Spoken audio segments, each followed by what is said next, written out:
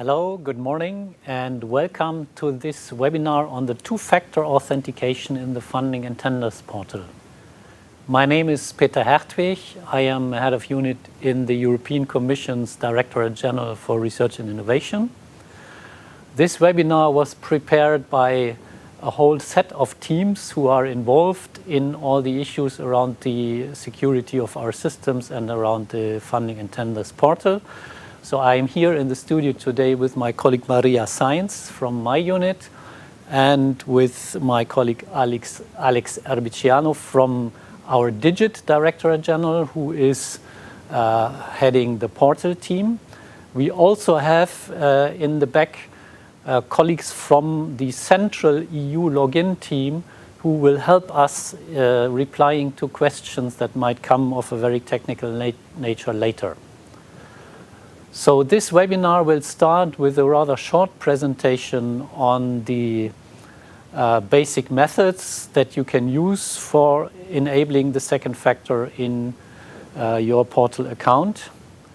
The presentation will be followed by hopefully enough time to go through all your questions.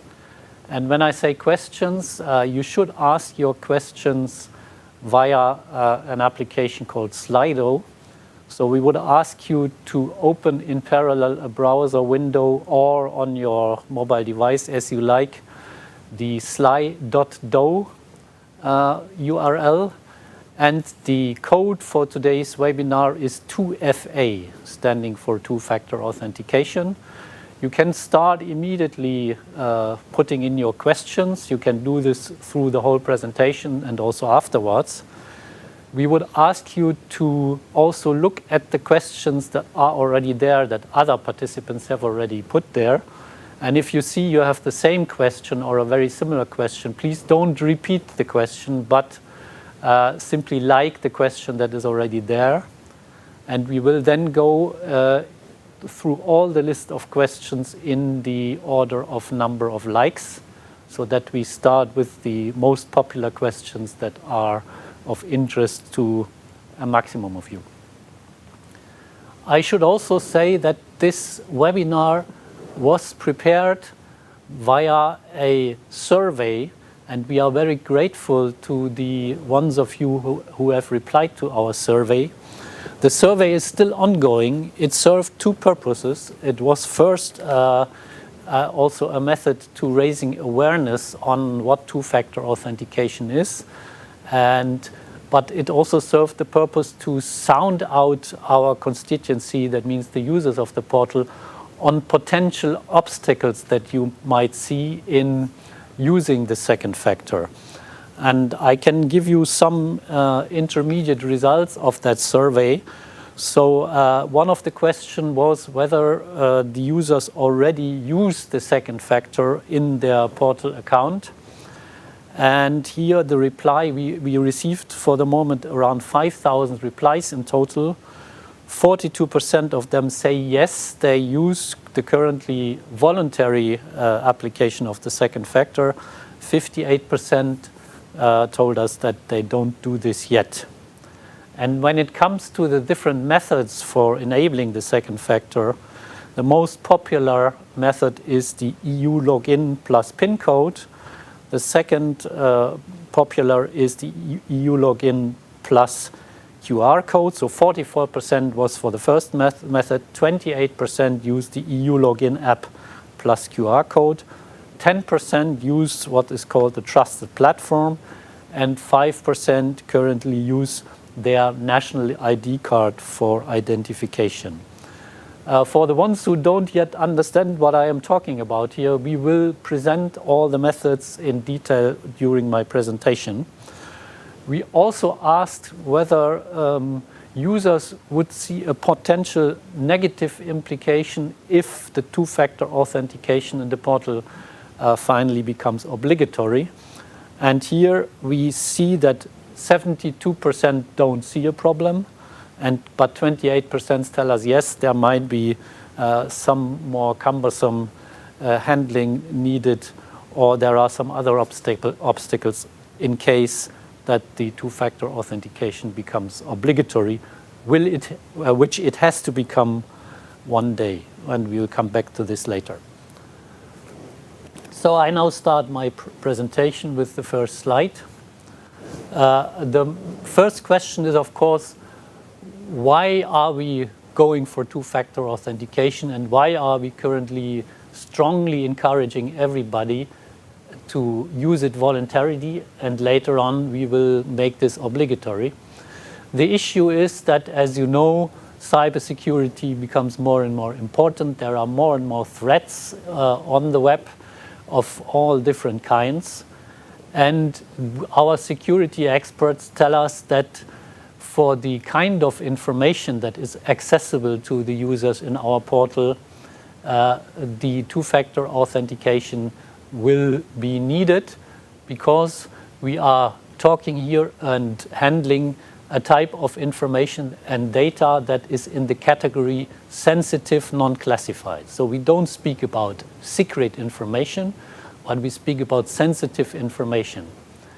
And you also know that many of the roles in our identity and access manager in the portal give access not only to information belonging to the user, him or herself, but to information shared with other users. So if you think about being a participant contact or a coordinator contact, you access information on your grant that belongs to the whole consortium and not only to yourself.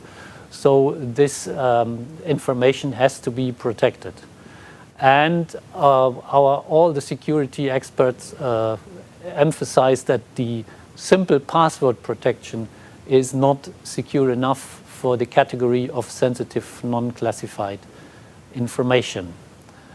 There are some remarks coming from our survey saying, I, as a user, consider myself that the information I have on your portal is not sensitive. I don't care too much. We cannot accept this as an argument for not doing it, because even if you yourself don't consider it as non-sensitive, others might. And as I just said, there is a lot of information that is shared with others and is not strictly belonging to you as the individual user. If we speak about the future obligatory use of the second factor, we don't speak about all users of our portal. We speak about the users actually having access to this kind of sensitive, non-classified information. So meaning, in particular, it is the legal entity appointed representative, the so-called LEARs, and their account administrators. It's the legal and financial signatories. It's the coordinator and participant contacts, the task managers, team members, and also the experts with an expert profile. So if you are a, let's say, starting fresh user of the portal and only want to see certain things, it is not yet necessary to enable the second factor. It will not be obligatory also in the future. But as soon as you get a role in a grant or in an organization which gives you access to this kind of data, the second factor will become obligatory sooner or later. And now I turn to the different methods that you can use for having a second factor. And the basic principle for two-factor authentication is that it is, as the name says, two factors. One of the factors is something that you know. In our case, it's the password. And the other factor is something that you own, meaning any kind of a device.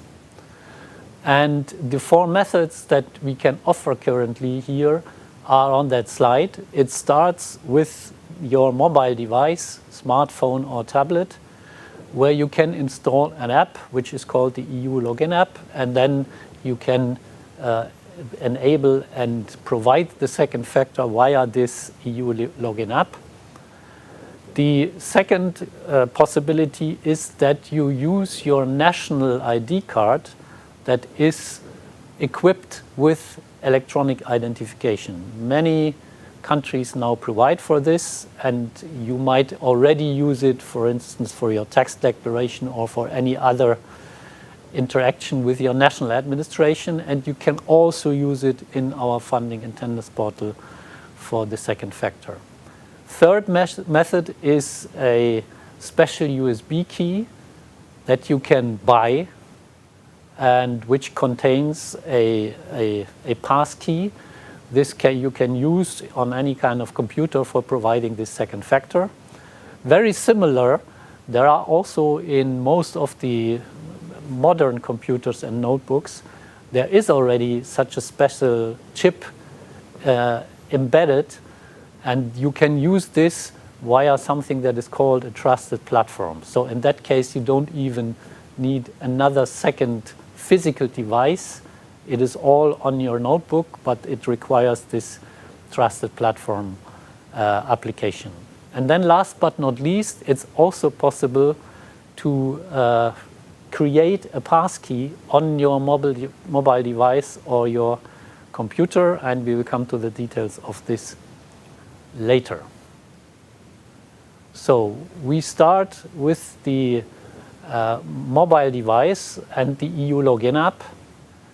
The screenshot just shows you how to get there from the Funding and Tenders portal homepage. So you go to your avatar, and then you have a menu item, My Account, which leads you to a screen with an entry called Manage My Mobile Devices. And we will now run a short video to explain to you how this works in more detail.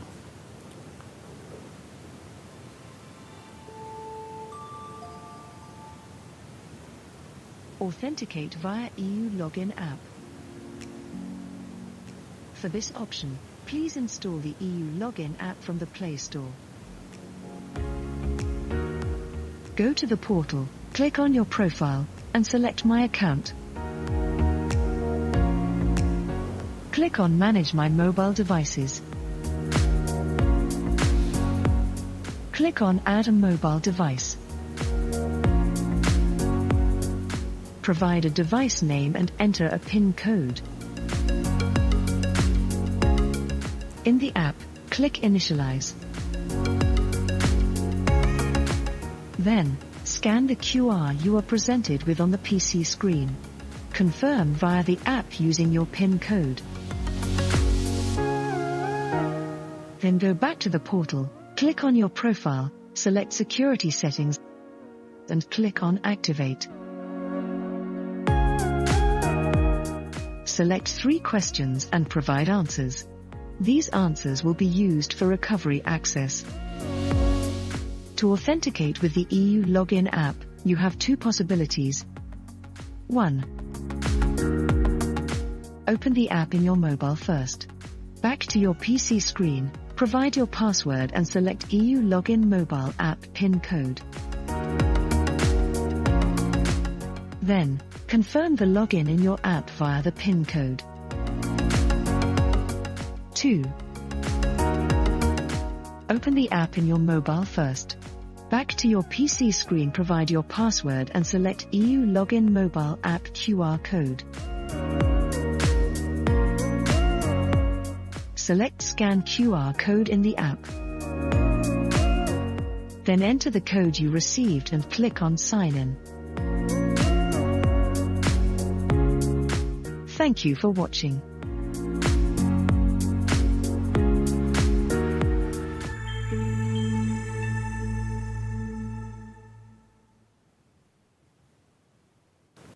Okay, this was a short presentation of the first method.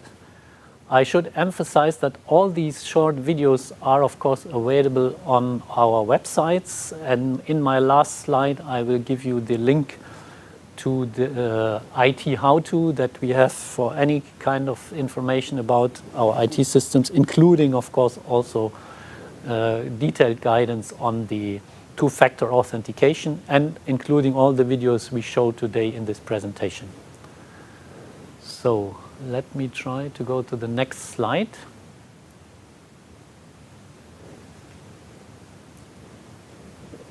Okay, I assume you can see it. Yes, it's here now.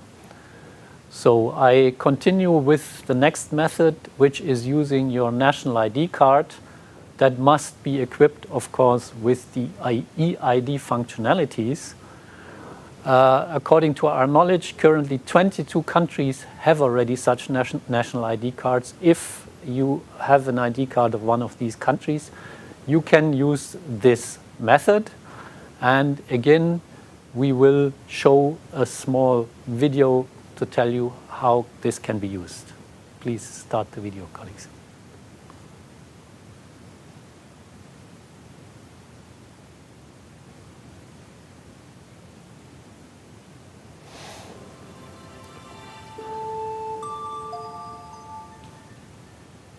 Authenticate via ID card.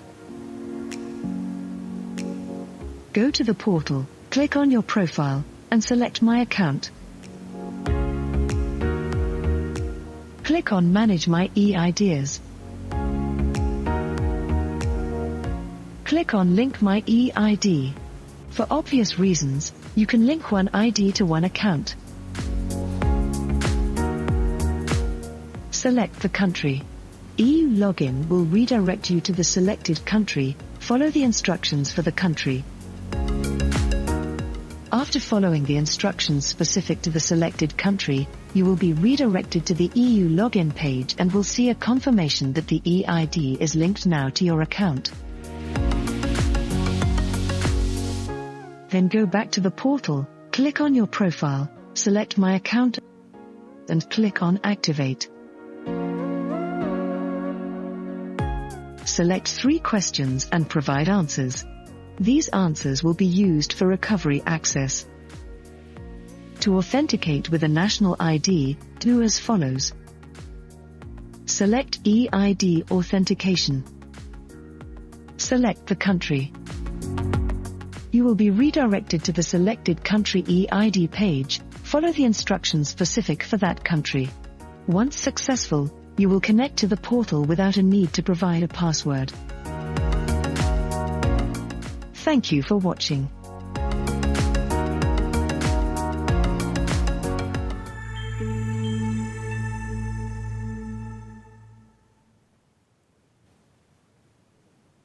Okay, now coming to the third method.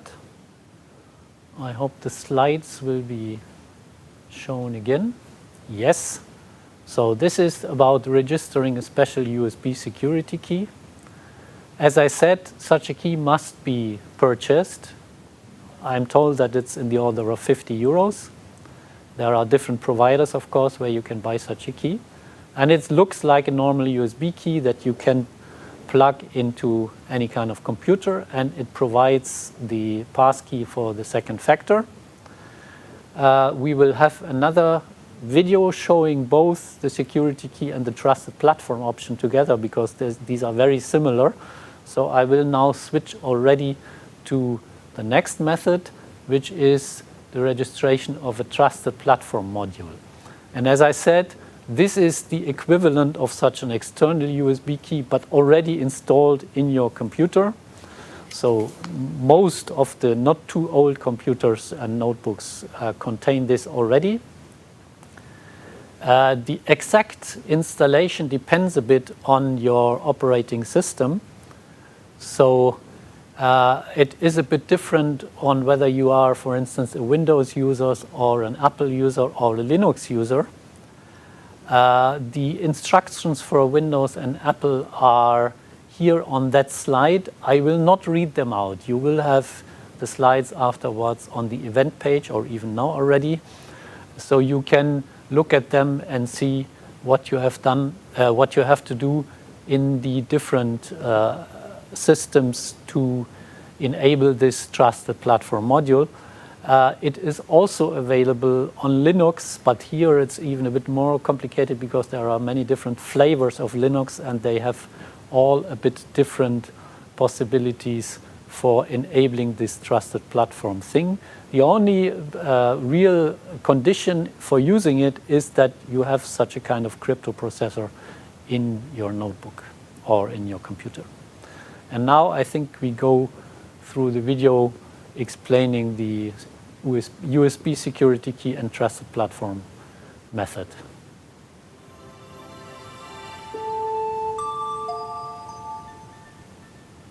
Authenticate via a security key or trusted platform. Go to the portal, click on your profile, and select My Account. Click on Manage My Security Keys and Trusted Platforms. Select if it is a security key, external to the PC, or a trusted platform, internal chip from the PC. The steps to register any of them are the same. Give it a name. You need to authenticate now with the selected platform using the PIN or biometric authentication. You will receive a confirmation for the passkey being created. Click OK. Finally, you will see the confirmation that the selected method has been added to your list. Then go back to the portal, click on your profile, select My Account, and click on Activate. Select 3 questions and provide answers. These answers will be used for recovery access. To authenticate via trusted platform, do as follows. Select security key or trusted platform. Then, authenticate with it using either the PIN or the biometric means. Thank you for watching.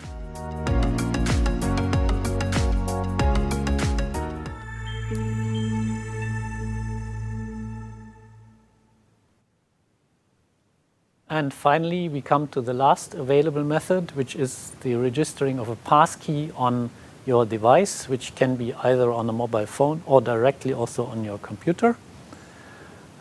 This is also a software method for creating a public-private key pair, and the private key will then be stored on this device.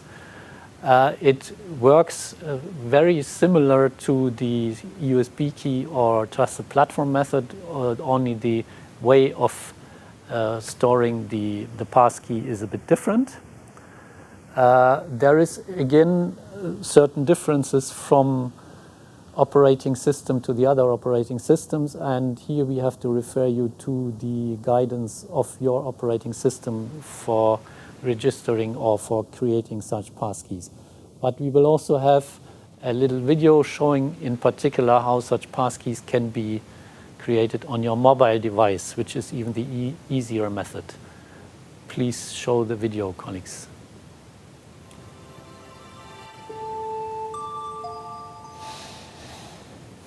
Authenticate via passkey.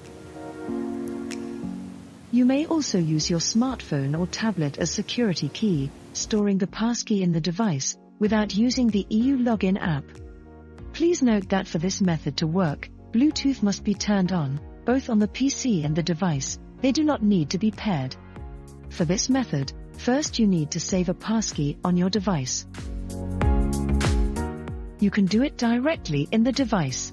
This is the easiest way. In your mobile device, open a browser session and go to the portal, log in and click on your profile, select My Account. Click on Manage My Security Keys and Trusted Platforms. Select to add a security key. Give it a name.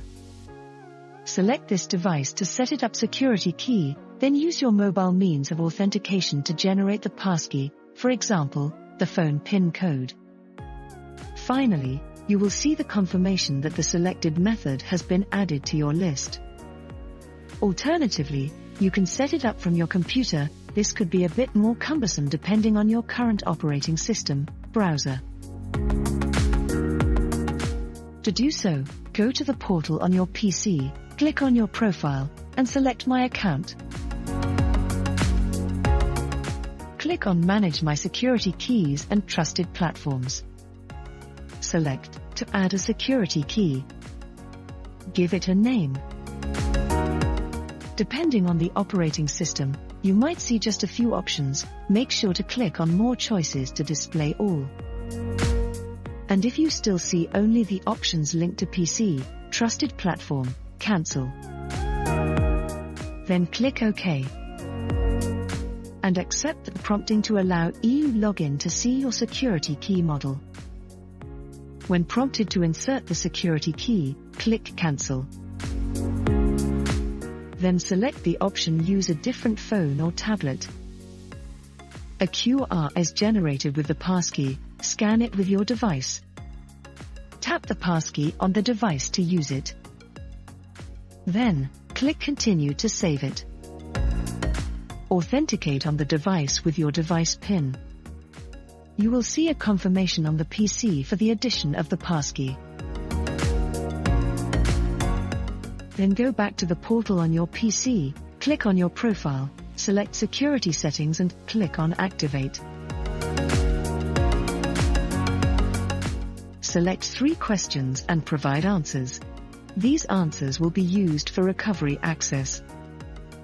To sign in using the passkey stored on your phone, select Security Key or Trusted Platform. Remember to turn on Bluetooth both on the device and the PC.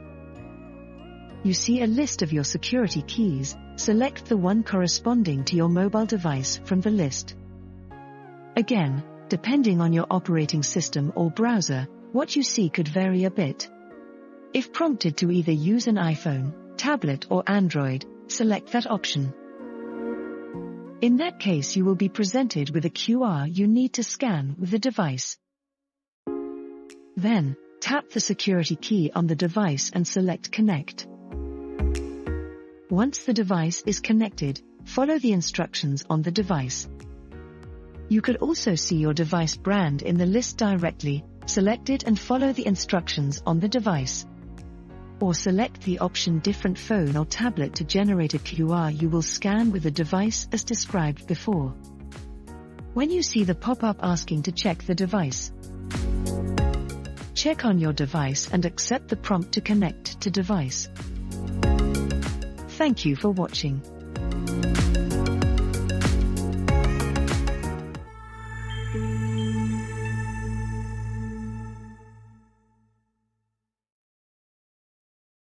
So we have presented now the 4 methods.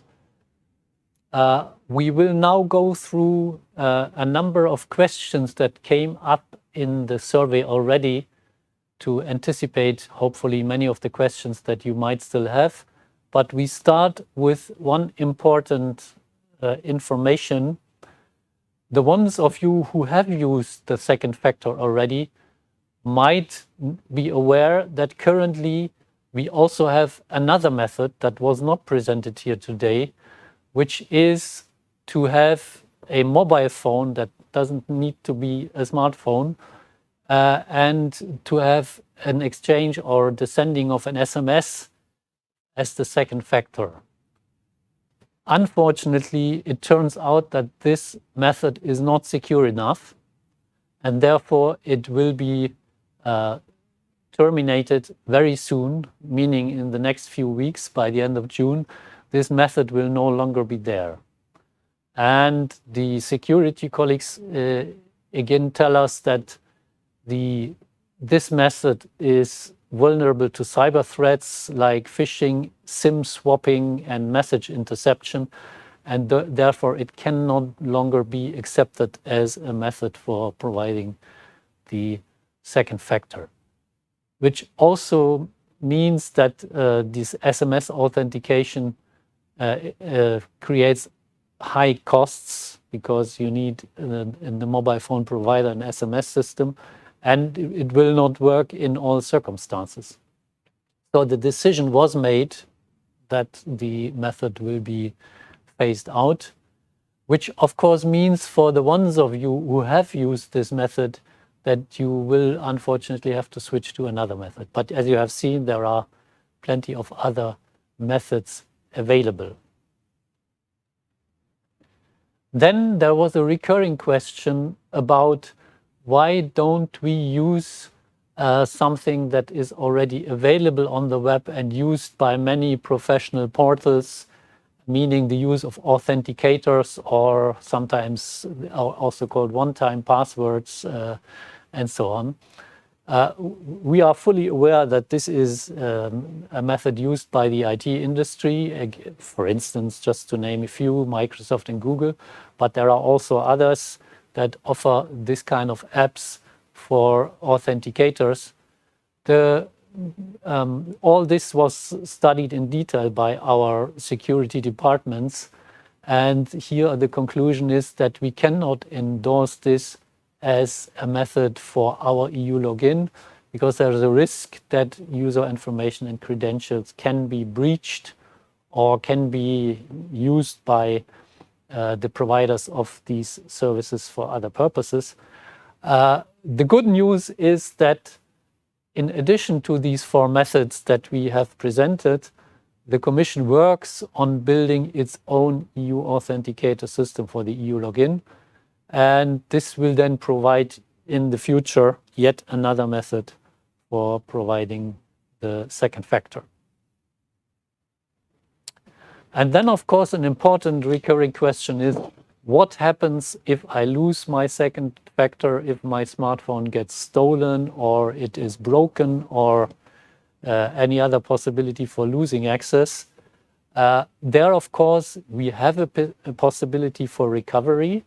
And you have seen in these videos, there was always a step where you had to enable and encode replies to 3 secret questions and replies.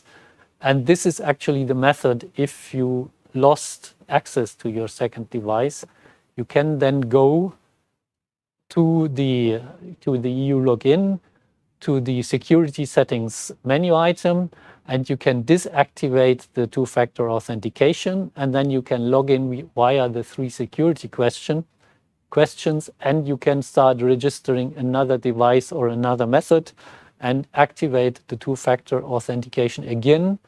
And then for all the applications that in the future will require obligatory second factor, you will regain the access. Of course, you might ask another question: what happens if I lose my second factor and I don't remember my 3 questions, the answers to my 3 questions? In this case, indeed, there is no other option than to contact our help desk, and our help desk will then contact you back and try to verify your identity, and the access has then to be re-established via a manual intervention. So I cannot re-emphasize again that your memory on these 3 questions is rather crucial, and you should probably store them somewhere in a secure place where you remember where you stored them. Then there was another recurring question in the survey. There are, of course, users having more than 1 EU login account. And this can be perfectly justified. For instance, if you are an expert working for us in your personal capacity, on your personal email address and EU login, and you are also working as a representative of an organization and then using the account related to your job in that organization. So it's possible. In this case, there are not all methods available, because with the EU login or with some other methods, there is the strict limitation to 1 EU login with 1 factor. But there is one method that works for sure, which is the trusted platform method. So you can connect the trusted platform in your computer to more than 1 EU login account. And you can do this by using the same method that was presented already in the video before. Then there is another potential situation where you say, I distrust the EU login mobile app and I don't have a trusted platform on my computer. In this case, the remaining method to use is the installation of such passkeys. Maybe I come back again to the question on the trustworthiness of the EU login mobile app. This is an app that really stores and exchanges only the absolute minimum of information that is needed to provide the login in our systems. So it does, of course, not distribute any publicity. It doesn't hand over your data to any other system. So if you are afraid of installing the EU Login app on your mobile phone, you should be even more afraid to install any other app on your mobile phone, because most of the other apps are much more intrusive than the EU Login mobile app. So this is, in the sense, a message that the EU Login mobile app can be trusted and does not abuse any of your data. If you have even a concern about the use of the memory or the use of your battery of your mobile phone, even this is limited very much to the absolute minimum for the EU Login app. And then there is another question coming up, at least by some of the users. There seem to be still users that share their account with other users. Here we have to say that the basic principle of EU Login is that one EU Login account should be connected to one and only one user, natural person.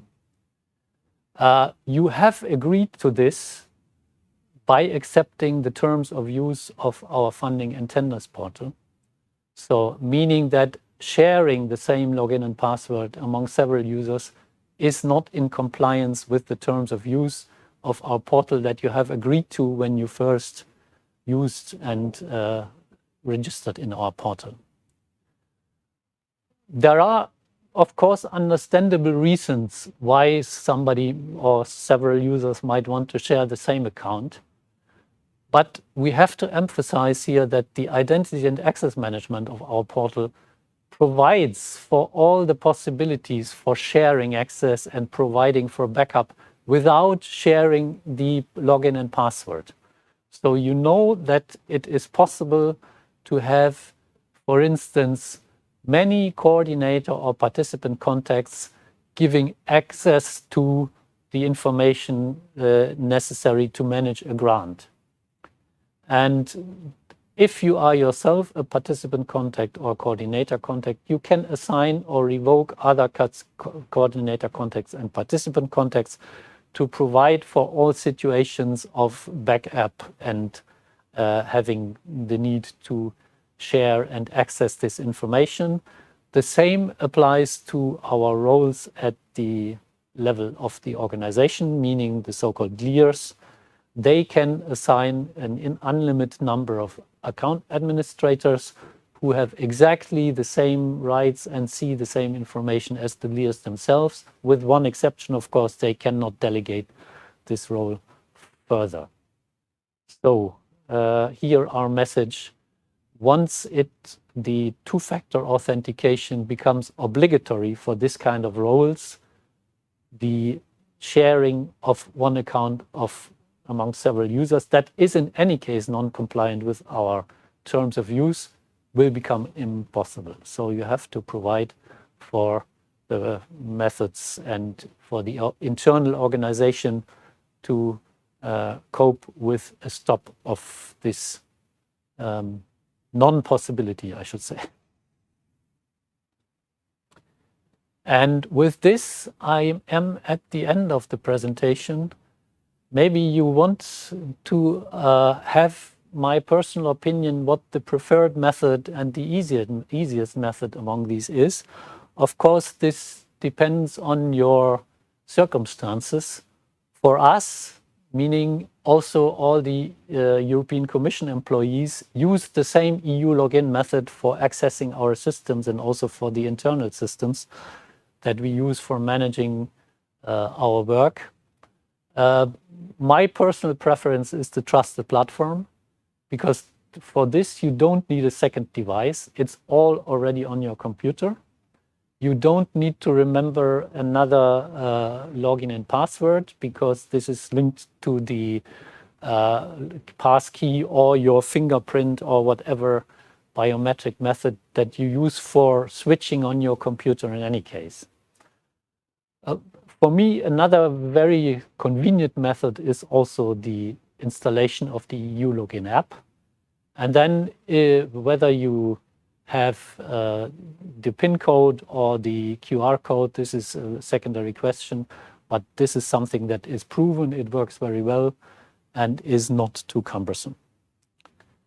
With this, I finish my presentation, and we will now go through the questions on Slido. Again, you are still able to add other questions, but in the first instance also to see the questions that are already there and to like them if you have the same or a similar question.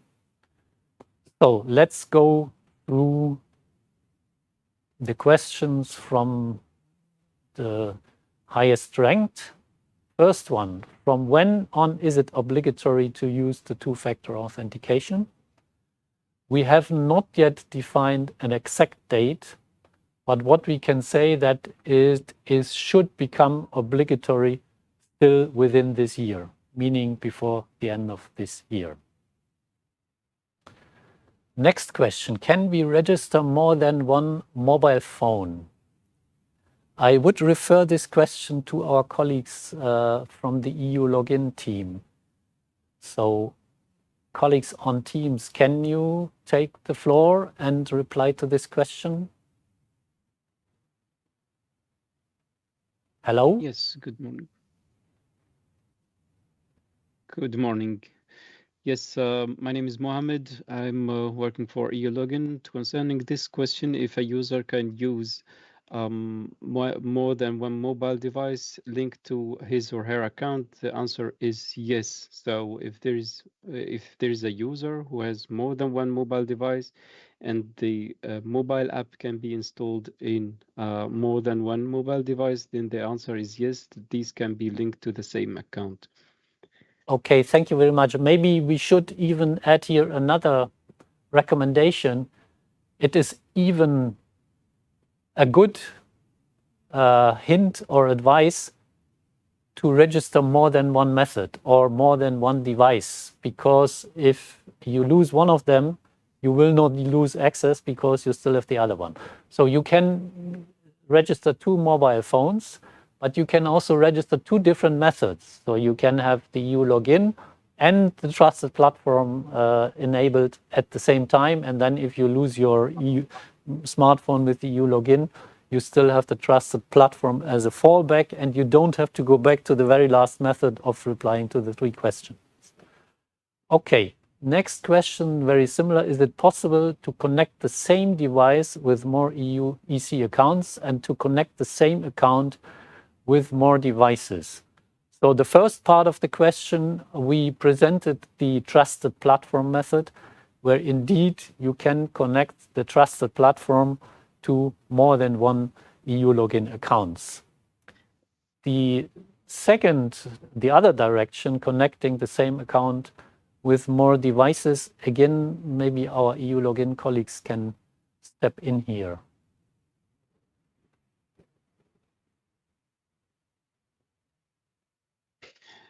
Yes, so if a device can be connected to more than one account, the answer is yes. So a TPM can be linked to more than one account and can be used by more than one account, even if it is not for the same user. Same for the security key. The passkey can be also installed in different devices and can be also installed on one device, shared and used by different accounts. If the device is a mobile device that is related to the enrollment of the EU Login mobile app, then the answer is no. So the EU Login mobile app can only be linked to one account at a time. Okay, thank you. Again, similar question. How many devices can be matched to one general EU Login? My humble opinion is there is no limit, but maybe the EU Login colleagues can again tell us the correct answer.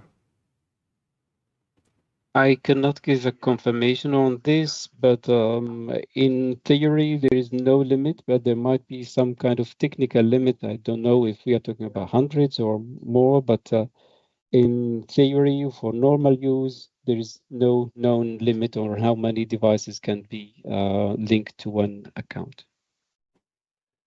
Okay, the next question. We manage several accounts in the company using different employees' IDs. Can we use the same device and app for several users?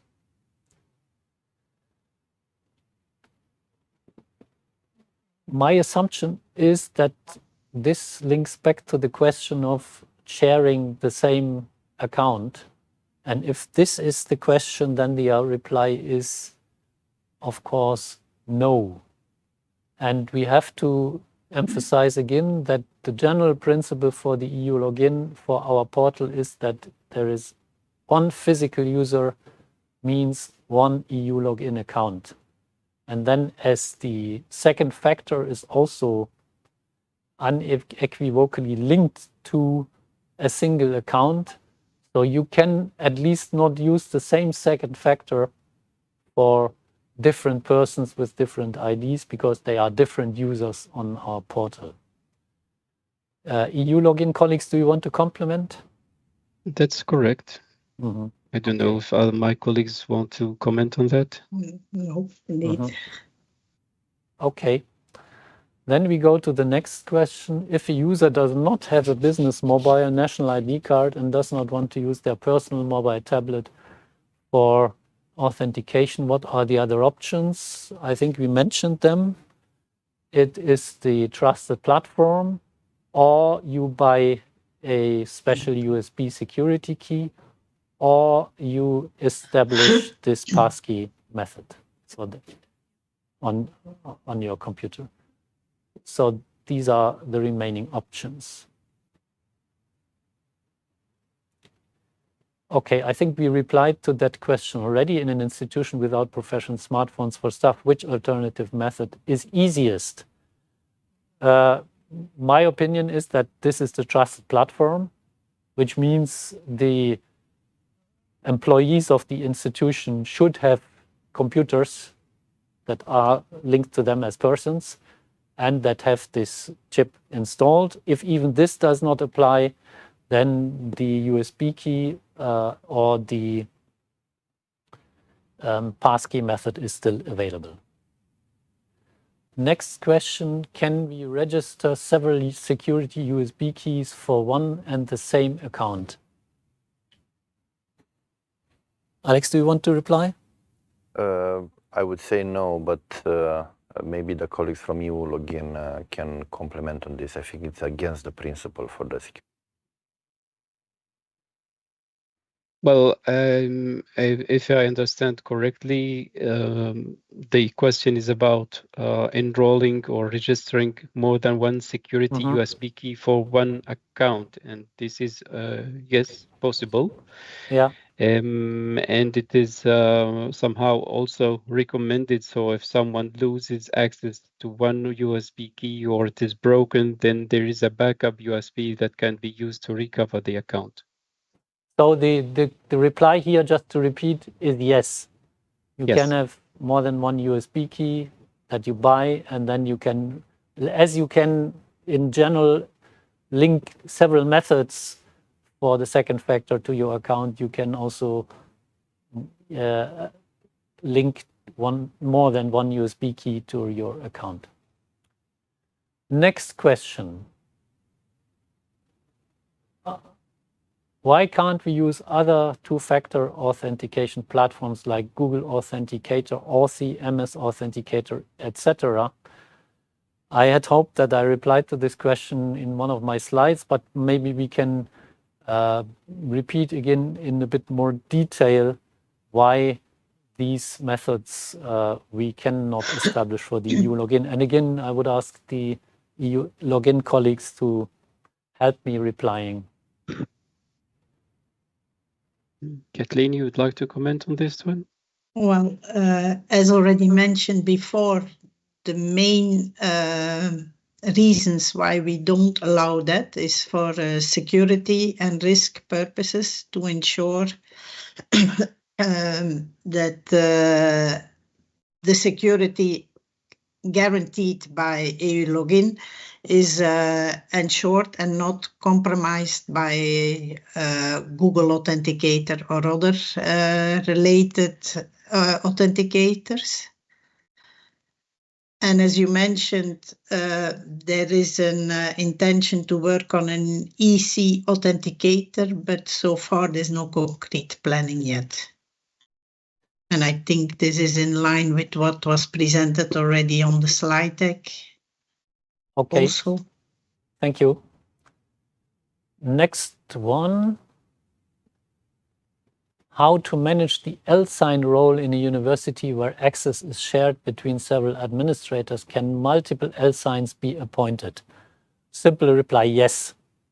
Like for any of the other roles, there can be multiple Lsigns. And to go a bit more into details, for the Lsigns, you know, it is first the leader or account administrator of the organization that provides a list of potential Lsigns, and this list can be as long as it needs to be.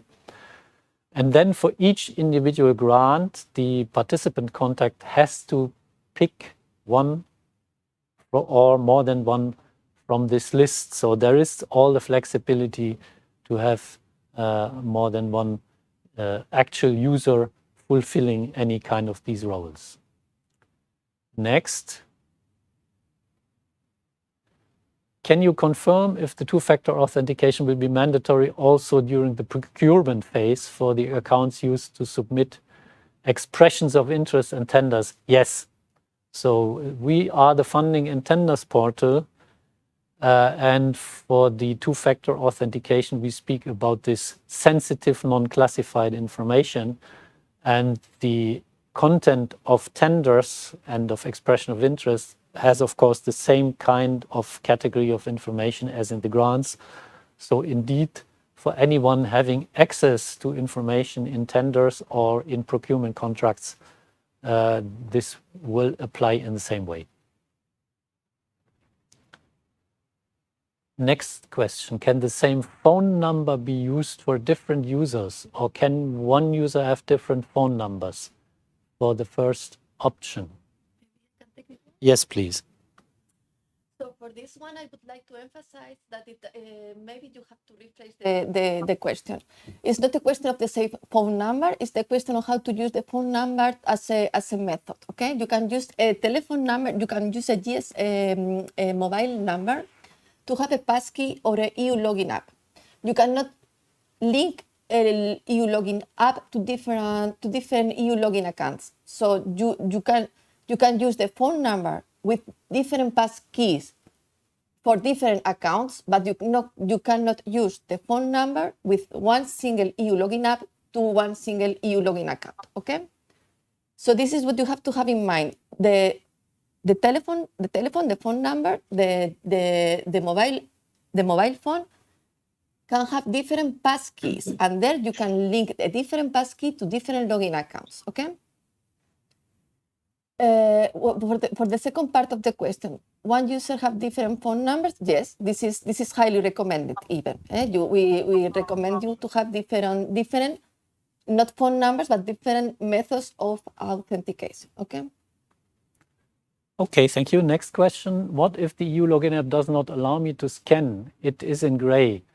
So this is a detailed technical question where we cannot reply this here on the spot. We would have to go into the details. If this appears to you, please contact our IT service desk and they will give you all the support needed. Next question. Do we need to purchase a USB key for each account of our organization, or can we all use the same one? Here, the reply is, I think, very clear. There is one USB key having this passkey linked to one EU login account. So yes, indeed, each user, if you go for this method, each physical natural person user would need such a USB key. Next one, for the registered trusted platform method, this means you can only log in from one computer. Yes. What you can do is, if you have 3 computers, you can use the trusted platform on the 3 computers and register all the 3 trusted platforms with your EU login account, and then you can work from your 3 computers. But you cannot work from a computer somewhere standing around. If you need this, if you have this way of working, so you don't have personal computers, devices that you use as a standard, but you walk around and there are computers here and there, you have to go for another method. And I think then in this case, if this is your working method, the recommended possibility would be the USB key. So you have a USB key that you can keep on your key ring with you, and then you can plug it into any computer that you encounter here or there and can provide your second factor in that way. Next question. Every time someone leaves, joins our central RSO, we can change contacts in each org proposal project manually. Granting or revoking access to all with one click would help. Yes, we acknowledge that this is a bit cumbersome, and we will take note and we will look in possibilities to establishing some easier method for such cases. Next one. I had problems logging after I changed my phone. I was only able to log in with my new phone using my old one. How can I remove my old phone? Indeed, we haven't provided a slide explaining to you how to remove one of the second factors from your account. We will add this to the slides, and you will find the slides then on the event page. And also to complement Peter, you have a dedicated section in the IT how-to on how to remove devices. Okay, so if this is really explaining the IT how-to. Mm-hmm. Next question again is for our EU login colleagues. Which versions, I guess, of Android on smartphone are compliant with the EU app? Can you reply, colleagues? I can provide the exact information later, but I guess that we have like Android 15 and iOS 12 is the minimum, the one that I know so far, but we can confirm later with the exact information. Mm-hmm. Okay, so we probably put this also on the slides for the event that will be on the event page. Next question, it's a bit recurring. For the EU login app, can the app on one phone be connected to more than one accounts? Can more than one phone be connected to the same account? How many in each case? So the second part is yes. We say that, oh no, one again. Yes. Yeah, more than one phone. So indeed, you can have more than one second factor method registered with a single EU login account. And these more than one method can also be 2 smartphones on which you establish the EU login app. How many? It was also replied before. There is no strict limit. So maybe there is a technical limit, but it is many. So you can have, I guess, at least 5 or 10 smartphones linked to the same EU login account. The first part of the question is, can the app on one phone be connected to more than one account? And here the reply is no. The reply is no. The reply is no. But we can also say that some operating systems allows you to have the app installed dually on your phone. There's, for instance, Android. If you have an Android telephone and you can install twice the app, you can link these 2 apps to 2 different accounts. Mm-hmm. Okay? To add, if you have such a problem, the option will be to choose another method beside the phone, and it is highly recommended. Okay. Or to install the passkeys on your phone. And this you can have several passkeys on your phone linked to different accounts. Okay. Next one. Is it possible to edit access roles from Lear for several projects at the same time? It is time consuming to edit each project when new team member starts leaves. No, for the moment this is not possible. It has to be done one by one. But I said we will look into possibilities to easing a bit this process. Next question. Mobile app is not so easy to perform. Why not send just codes via SMS as it done by banks? I think we replied to this question. So the SMS method that currently exists will even be disabled because of security concerns. And as concerns the other methods for having one-time passwords as used by some of these authenticators, we gave the reply saying that it's not considered as secure enough to work with our EU login. Next question, if I want to change my authentication, how do we do that? So I assume the question is about how to change the second factor. And here, the first thing is, if you have already a second factor enabled, you can add as many other second factor methods as you want. So let's say you have the EU login already established as a second factor, and now you want to have the trusted platform. You just follow the steps that we explained for registering the trusted platform, and then you will have two methods on linked to your EU login account, which again is indeed recommended to have more than one method linked to your account in case something happens with one of the second factors. If you want to remove it, you just go to my account via portal and you can remove any of them. Just make sure you don't remove all of them, because you will have to restart the process. Next question. Can the EID be used by a national from another country than the one residing and working in? So I think the condition for using this method is that you are in the possession as a natural person of a national ID card that has enabled the electronic ID. From where you work and where you reside is not of concern in that area. So then I guess the simple reply is yes. As soon as you have an EID with the from your country in which you are either a resident or a national, yes, it will work.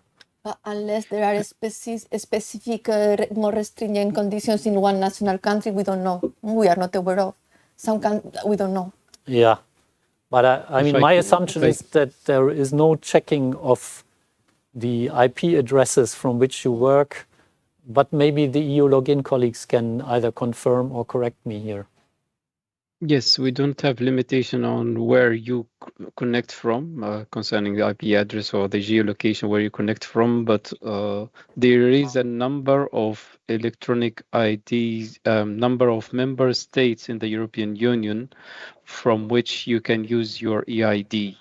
Not all member states support this one. With the EU login, most of them are supported, but not all of them. So there might be some EIDs that can be issued by some European countries, but cannot be used. So most of the EU countries, the member states, are supported, but not all of them.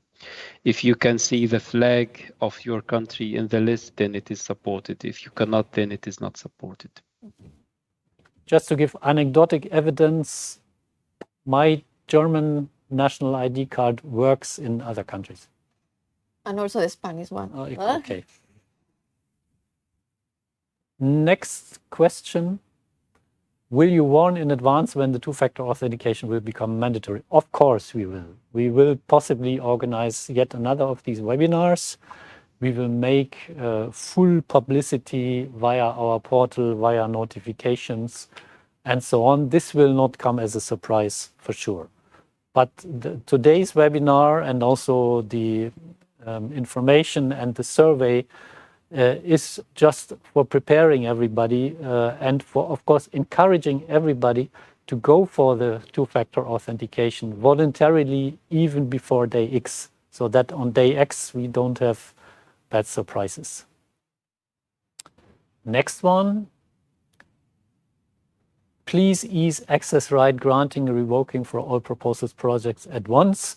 Okay, we have taken note of this. There were similar questions before.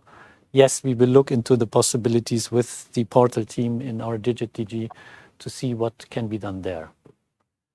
Next question, is two-factor authentication necessary for proposal preparation where no roles exist yet?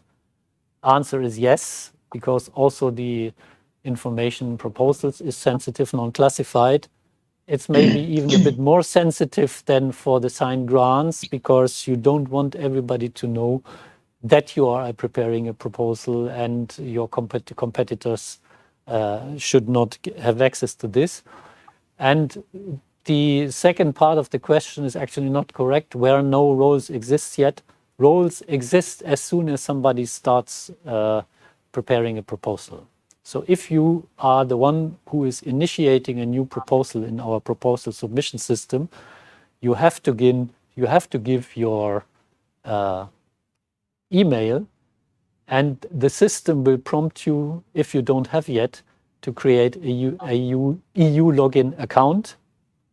If you have one already linked to this email, the system will know this and will automatically link your EU login account to that proposal. And then you get immediately the role of coordinator contact for that proposal. And if you then invite others to join you as participants, these others will immediately get in the background the so-called participant contact roles. So in the proposal, as soon as you invite everybody, as soon as you start preparing a proposal, the assignment of roles in our identity and access management starts already.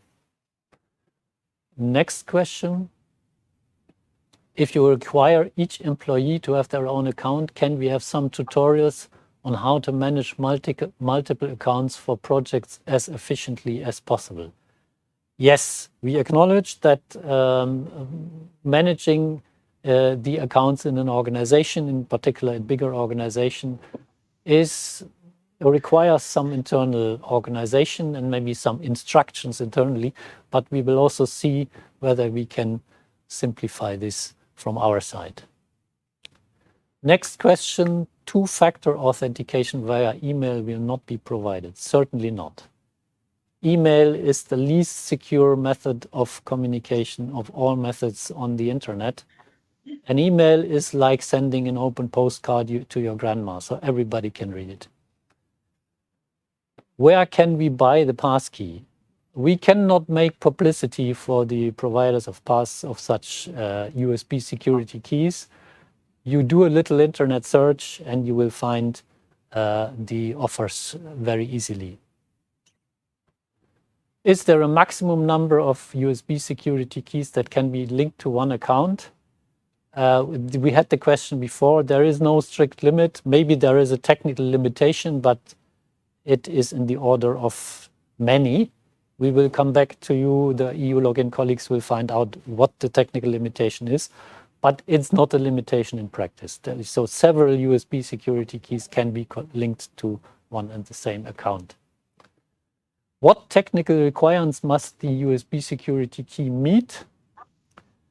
Indeed, there is a technical standard, which I don't remember now. Maybe the EU Login colleagues remember. Yes, please. It needs to be FIDO2 compliant. That's the only technical requirement that is needed for a security key to be used with the EU Login. So FIDO2. There are different standards, and FIDO2 is the most modern one, and the security key needs to be FIDO2 compliant. And we have a link to the FIDO2 in the slides. I think we removed it, but we will put it back because we thought it was too technical. So we will put the link to the FIDO2 standard again into the slides. Can you remember? Next question. If one account equals one person for institutions with many project staff, is it possible to assign roles without having to do project by project? Again, Currently, it has to be done project by project. We will look into possibilities to ease this process in the big organizations a bit. Next one, I tried to do exactly the steps from the video with the app, and the order is not what is on the video. The initialize button is inactive and I cannot scan the QR. Again, this is a detailed technical question on a single case. Can you please contact our IT service desk to see what's happening there? And we will, of course, check again our video to see whether there is a mistake, but we are relatively certain that the video is correct. But we will check this again. Next question. Each time I face problems, I use 3 accounts. I have an app, but it does not always work. Can I use one app for all the 3 accounts? No, unfortunately not. Next one. A tender request is received into only one portal account. Therefore, how can someone else then log into their portal account to submit the tender? So the basic principles of our identity access management also apply to the e-procurement. And you can assign, if you have yourself a respective role for accessing a tender or a procurement contract, you can assign and revoke roles, the same roles, to others. That should be possible. Next one. I need EU login for several accounts, delegates, portal of the council, circa BC, and AGM for meetings. How to make it work for all? I have to refer this question to our EU login colleagues because we are the portal team and not so familiar with these other applications. Can you help, colleagues? Yes, the same EU login account can be used in all of other EU login protected applications, for example, Circa BC or Delegates portal, etc., as long as those systems can grant access rights to that user with that particular account. Okay, now I remember, yes, we had this question before. You can have one EU login account and access all our systems that use EU login for the identification. So you don't need several accounts for each of these different applications. This is one of the principles of the single sign-on that we want to establish. Okay. Next question. Don't you feel that such methods which require special, very up-to-date devices is a bit discriminatory for those that don't have the means to own and update regularly? I don't think that the technical specifications are of such a high level here. And you also see that we have many different methods.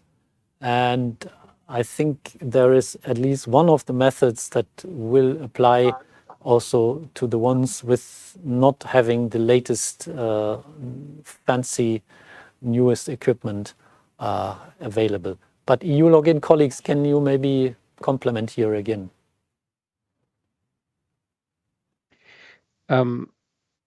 I mean, multi-factor authentication becomes more and more required in many of the systems and around the world. Even if I can say that even children are now required to use MFA to access platforms that is for gaming, so that their profile is not stolen or their achievement on those games are not. So it is. It becomes really more and more necessary as the security threats are increasing and the vulnerability of the accounts that is not protected with MFA becomes higher and higher. If it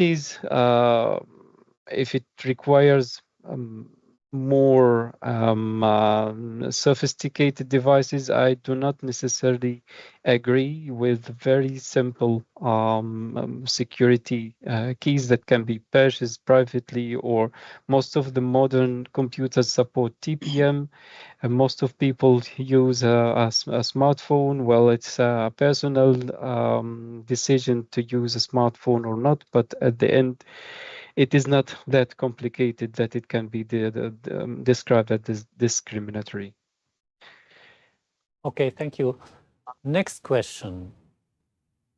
We are several users and we need to access one and the same platform for our daily work. Should we all use our different own EU logins and our own separate mobile devices? Yes. Coming back again to the very basic principle for the EU login, one user means one EU login account. And you have all, if you are a user of our portal, agreed to these conditions by agreeing to the terms of use when you used our portal for the first time.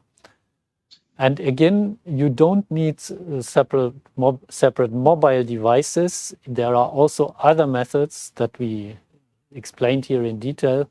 And if a mobile device for each user is not available for you or not possible for you, you can use one of the other methods. If we have problems when installing it, which email we can contact for help? It's not an email, but it is the service desk web form that we have on our funding and tenders portal, where you just have to key in your problem and then it will arrive with our service desk. If you don't find it immediately on our portal, we will put the link to it again also on the event page for today. Next question. Did I understand that if the proposal is not granted, the second factor will not be necessary? No, that is a wrong understanding. As I tried to illustrate before, as soon as somebody starts creating a proposal, a role is assigned to that person. In that case, it's the coordinator contact role. And at that moment, when it becomes obligatory, the obligatory two-factor authentication will set in. And then even if your proposal is rejected, if you want to look at it again afterwards, you will need two-factor authentication because the content of the proposal contains this sensitive, non-classified type of information. Next question. I am a project manager and I will report to the IT department. How could I transfer technical details on the trusted platform module? The video is very generic. So there is more guidance available on our IT how-to. So it's not just this video. There is also screenshots. There is narrative explanation on how to use the trusted platform module. I can confirm to you it's not rocket science. So maybe you can ask your local IT support if you don't do it yourself, but it is, in our opinion, doable for anybody. Next question. From a central managing unit's point of view, it would be ideal to use one account with multiple users. Any possibility of changing the terms? I am afraid the reply here is no. But what we said before is we will try to see possibilities for assigning and changing roles in bigger organization in the bulk mode rather than person by person and project by project. We will come back to this. Next question. If I have only one two-factor authentication device registered, but it is broken, how to connect? We explained this already, but maybe we can repeat again.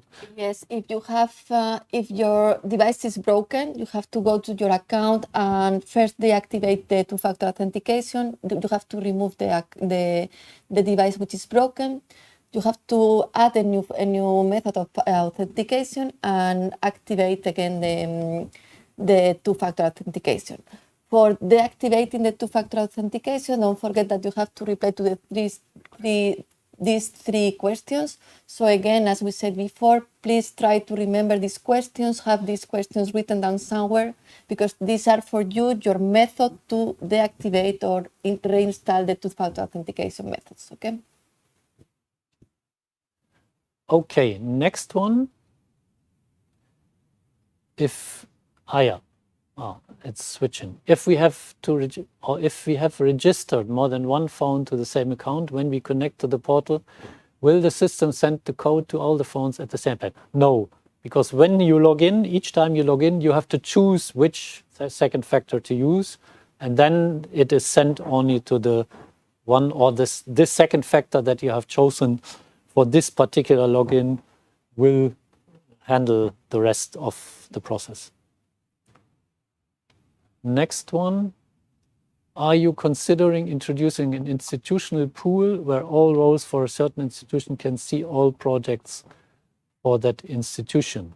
So we have this already in a certain sense for the leaders and account administrators. They have the possibility to have an overview of all the grants and even procurement contracts in which the organization is involved. I assume the question here is more, can somebody in the center have access to all projects for managing the projects? And this is indeed not the case. For managing the projects, roles have to be assigned one by one to each of the projects to which you want to have access. And again, as we said, we will look into the possibilities to make this a bit more convenient. Next question. We know many evaluators have conflicts of interest with the proposals they see. This is a far greater risk to confidentiality. How this is addressed? This is now a question going a bit beyond the scope of this webinar today. I would recommend you to watch other webinars that we have had on managing evaluations. There are provisions, of course, in our systems to detect and to avoid conflict of interest. Our expert contract also contains explicit stipulations on avoiding conflict of interest. So this is not unnoticed, and this is dealt with. Next question. As a leader, how can I ensure I have the overview of all the projects in our organization? At the moment, this is not possible. Actually, it is possible. You have a possibility to see all the proposals and projects in your organization. What you don't have is a possibility to go into each individual project and see the content, the full content of each individual project. For this, indeed, you also as a leader would need to be assigned a respective role in each of the projects. And again, I come back to what we said before. We will look into the possibilities to make this assignment a bit easier. Next one. Since there is now only one account per person as opposed to service, can the leader have access to the actual application? Same question, we replied to it. I think the next question is exactly the same. How about a university who uses a single account to follow projects? Indeed, referring to the main principle, one EU login means one natural person. You cannot share this single account. Next one. Do you consider the USB device to be like the personal digital signatures? Otherwise, please explain more on search it online. It's not clear. Okay. So you are now bringing in the concept of qualified electronic signatures, which is something apart. Here we don't speak about qualified signatures. Here we speak about access to a system. And possibly this secure USB keys might also be used for the purposes of qualified signature. I'm not sure. But it is something separate. It has nothing to do with the work in our portal. Next, I think is a recurring question. Is it possible to link the same phone number to several login accounts? I did not understand the answer. And so the answer is no. it is not possible. Next one. In the app, I get the message initialization pending and notification was sent to your device. However, I do not get any notification. Indeed, this is a individual technical question. Please turn to our service desk via the web form that is on our portal. Could you please tell us again the costs for buying the key? Thank you. So I cannot give you exact prices. I can only tell you that when I looked at it, it was in the order of 50 or maybe 100 euros. But these are commercial providers. You can do an internet search yourself and you will see the offers that are available. Next nowadays. Yes, please, colleague. And recently, nowadays, they are available at 20 to 50 euros. Okay, so even cheaper. Yeah. Yeah. Thanks. Sorry for having interrupted. No, very helpful. Thank you. Next one, will the EC allow organizations to appoint more than one leader, since an account is to be used by no more than one person and any person may become unavailable? No, the principle of one organization, one leader will stay. However, the leader has the possibility to appoint the so-called account administrators, and the account administrators have exactly the same access rights as the leader him or herself. There is only one difference between leaders and account administrators. Account administrators cannot further delegate their role. So the leader can delegate its role to account administrators, but account administrators cannot delegate their role to other account administrators. But the leader can assign as many account administrators as he or she thinks necessary. Next point, which are these trusted platforms? Can you give an example? So maybe that is a misunderstanding. These are not platforms somewhere out there on the internet or wherever. It is a concept that uses a special chip that is built into most of the recent computers.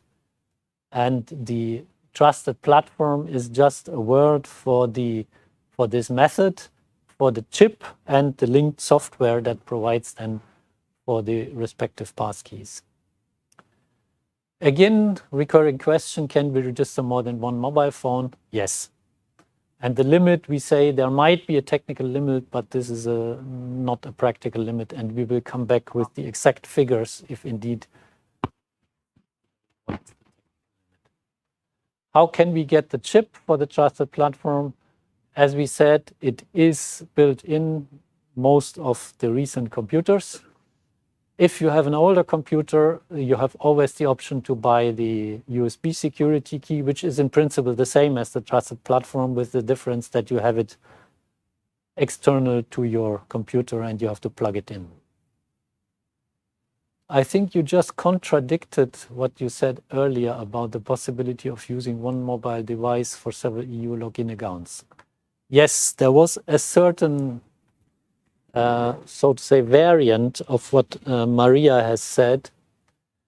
So the main principle is one EU login app on a mobile device can only be linked to one EU login account.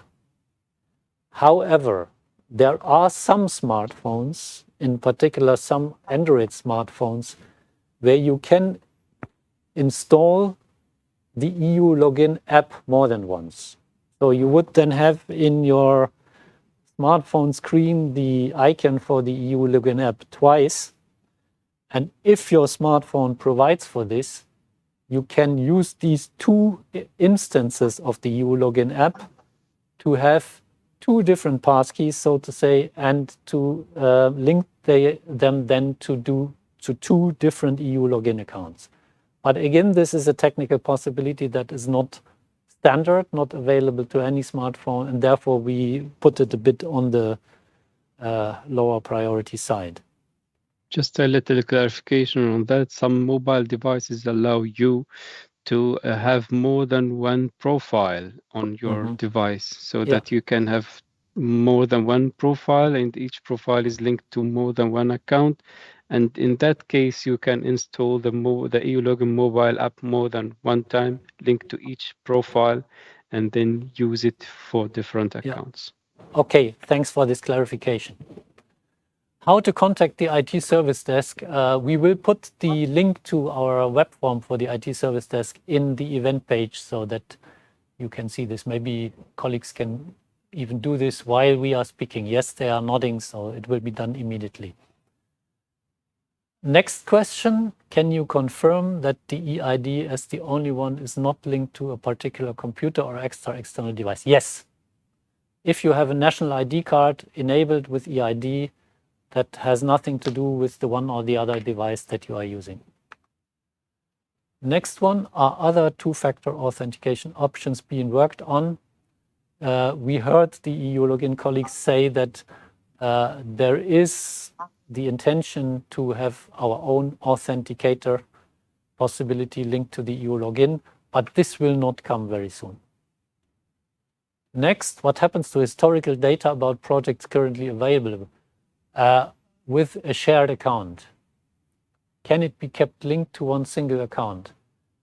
Yes, of course, that one single account will not be deleted because we do not know what you are doing with your credentials. So we have no idea whether you share your login and password.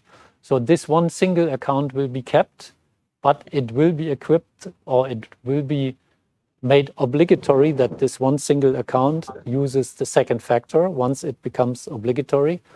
And then the second factor must be managed, and this can usually only be done by one and the same person. Next question, I am accessing my account from several computers. Which is the most suitable method for me?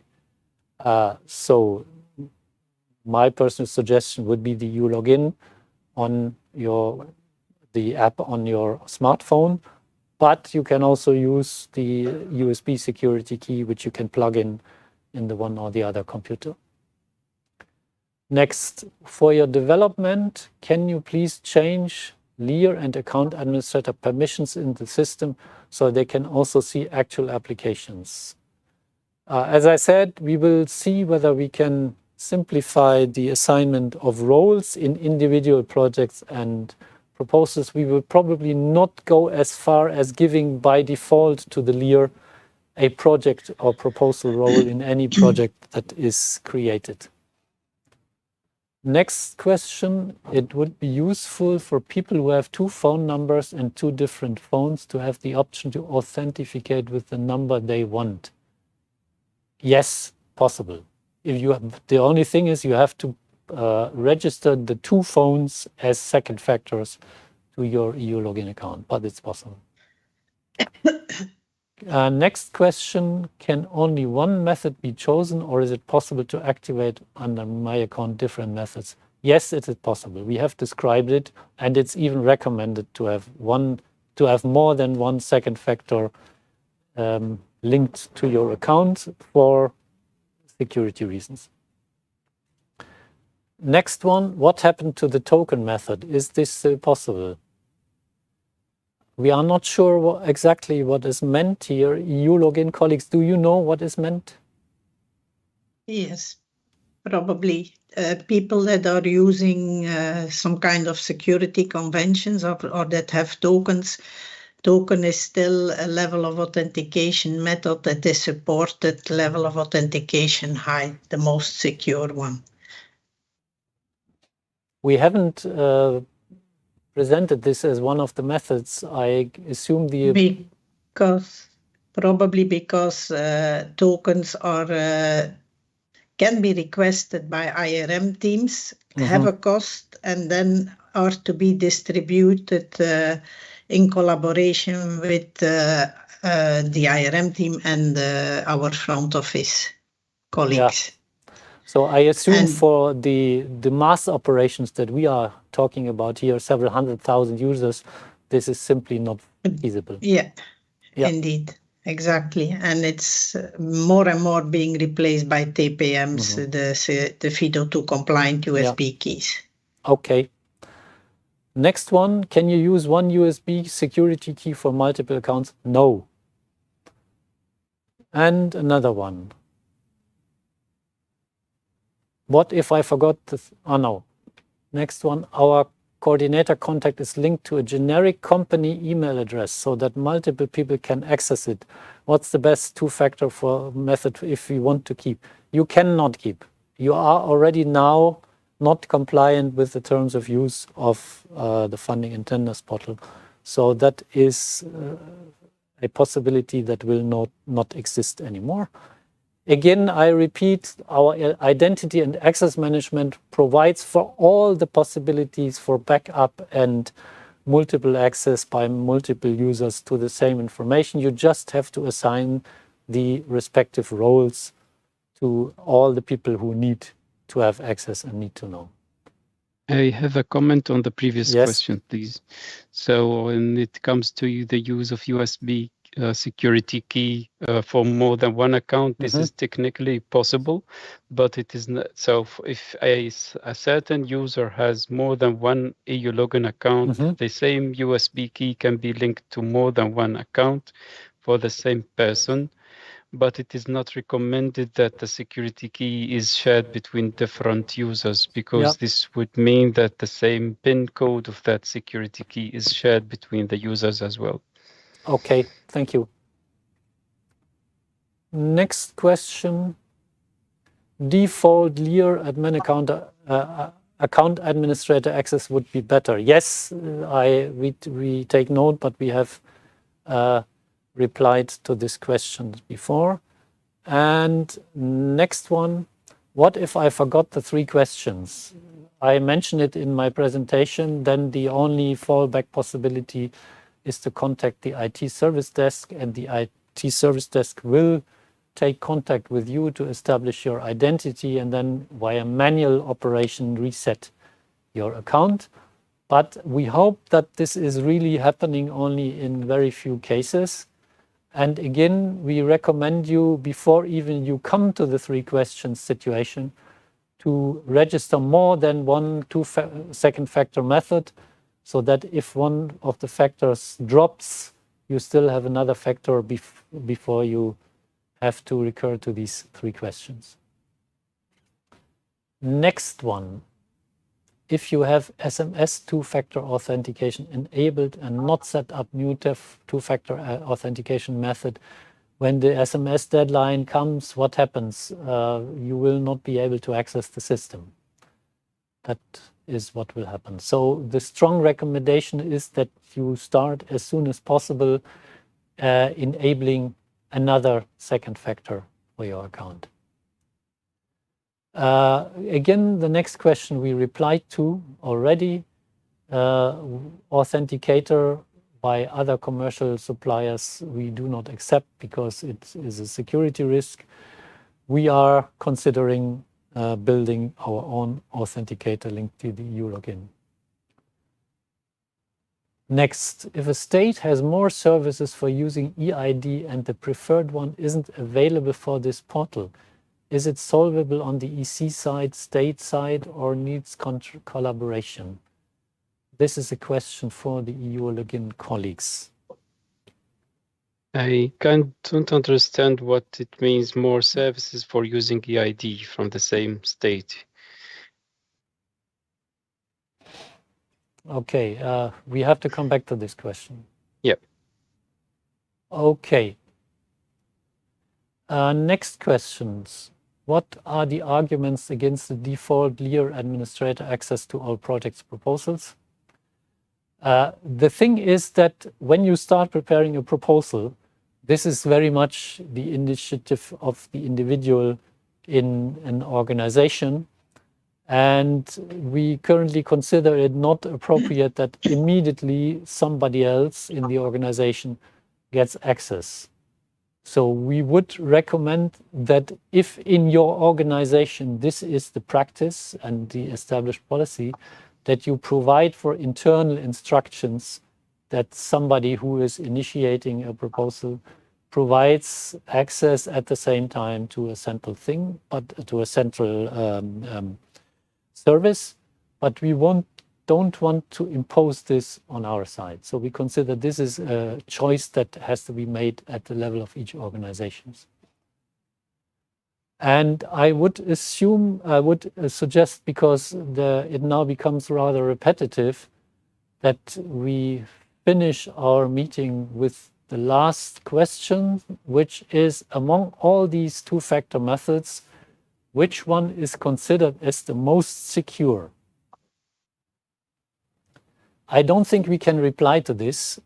All four methods that we have proposed and presented today are considered as secure enough for the purposes. And on the other hand, as we all know, the biggest security threat in the IT world and on the internet is the person in front of the screen. So the methods can be as secure as they can be if the person, if the user doesn't behave correctly. All the highest level security is of little use. But maybe we give the last word to the EU Login colleagues who give us their opinion on this, which is even a nearly philosophical question. Do you want to comment? I can add something. So all the methods that you presented are minimum level of assurance medium. For the EID, we use the level of assurance provided by the member state concerned. And if a member state has a level of assurance high, automatically it will become high from EU Login side as well. Okay. Thank you very much. And thank you to you who listened to us and asked many interesting questions. Many thanks to the team, the EU Login team, our portal team here, for this lively and interesting webinar. I also encourage you, if you haven't yet done so, to reply to our survey, which gives us a lot of interesting input in working further on the guidance, but also on the methods. So please, if you haven't yet, do so and reply to the survey. I think the link to the survey is also available on our event page. So thank you very much again and have a nice day. Thank you. Thank you.